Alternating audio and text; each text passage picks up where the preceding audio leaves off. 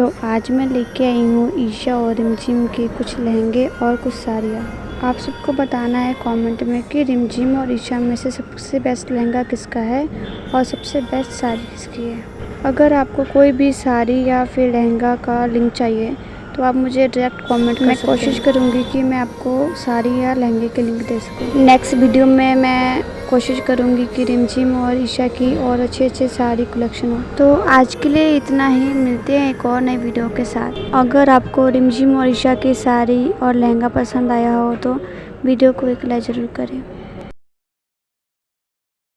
मेरा नाम दिया है और ये हादसा तब मेरे साथ हुआ था जब मैं पेपर होने के बाद वॉशरूम के लिए गई थी। ऊपर का बाथरूम बहुत सुनसान था क्योंकि नीचे वाले वॉशरूम में बहुत सारे बच्चे थे। इस वजह से मुझे ऊपर के वॉशरूम में आना पड़ा। जैसे मैं वॉशरूम से बाहर निकलने लगी मैंने दरवाजे के बाहर बहुत डरावने पैर देखे और तभी वो परछाई ऊपर से मुझे देखने लगी। ये देख मैं बहुत डर गई। मेरे गले से आवाज नहीं निकल रहा था। तभी बाहर 4th क्लास के बच्चों की आवाज आने लगी और दरवाजे के बाहर खड़ा परछाई भी गायब हो गई। तभी मैंने देखा वॉशरूम के सामने वाली रूम खुली थी, लेकिन मुझे अच्छे से याद है मेरे आने के वक्त वो बंद था। मैं वो परछाई को देख दरवाजा खोल देती तो क्या मैं वहाँ से बच पाती। अगर आपको भी अपने नाम का रोस्ट्री बनवाना है तो अपना नाम कमेंट कर दो। ये घटना दक्ष के साथ हुआ था जब वो 10 साल का था। वो अपने मॉम डैड के साथ घूमने गया था। वो एक बहुत बड़ी हवेली में रुके थे। रात को खाना खाकर वो सो गए। तभी दक्ष को लगा बाहर कोई है। मॉम को जगाया और बाहर से दरवाजे पीटने की बहुत तेज आवाज आ रही। ये देखकर दक्ष की फैमिली बहुत डर गई और सामान पैक करने लगे। दक्ष के डैड ने पुलिस को कॉल किया। पीछे के दरवाजे से बाहर निकले। वहाँ जाकर देखा तो दरवाजे के पास एक बहुत अजीब सा आदमी खड़ा था। किसी जानवर जैसा था।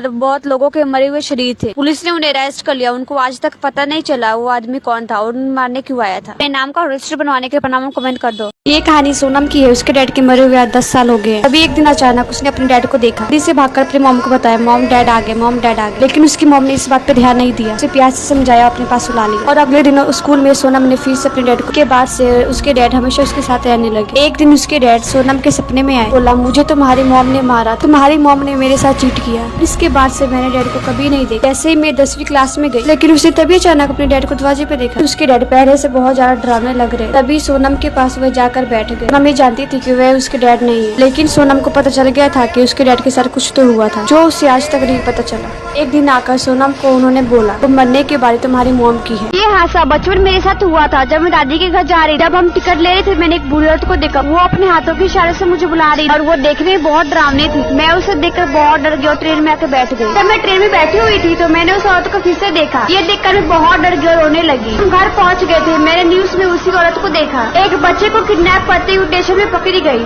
ये बात वेकेशन की है जब मैं अपनी कजन के घर घूमने के लिए गई थी तो वो मुझे घुमाने के लिए बाहर ले गई और उन्होंने मुझे अपने फ्रेंडों से मिलाया। और स्विमिंग करते हुए हमारा फोन पानी में गिर गया तो हम घर लौट आए और काफी रात हो गई तो हम खाना खा के सो गए। तभी आधी रात को बाहर से कुछ गिरने की आवाज आई। जब हमने बाहर जाकर देखा तो सब कुछ नॉर्मल था और तभी किसी बच्ची के रोने की आवाज आई और हम इतना डर गए थे कि हमें दरवाजे को नहीं खोला। रात भर वो अजीब आवाजें आती रही। शांत होने के बाद मैं घर लौट आई। इसके बाद से मैं उसके घर कभी नहीं गई। मेरा नाम जेनी है और ये हादसा 4 साल पहले मेरे साथ हुआ था जब मैं अपने वेकेशन के दादा के घर गया। मैंने और मॉम ने ऊपर कमरा लिया जो दिखने में बहुत ही बड़ा सुंदर था। होते ही हम सब सो गए। तभी 1:40 में मैंने देखा मॉम के ऊपर एक सफेद रोशनी चमक रही। मैं उसे टच करने वाली ही थी कि मॉम की और वो भी को हिला नहीं पा। लगातार हम उस रोशनी को देखते रहे और तभी मॉम उठी और घर के लोगों को सारी बात। तभी दादाजी ने कहा 20 साल पहले एक फैमिली ऊपर रहती थी। एक छोटा बेटा था जिसे बहुत तेज बुखार होने की वजह से उसकी मौत से उसकी आत्मा उसी कमरे में। अगर मैं उस सफेद रोशनी को छू लेती तो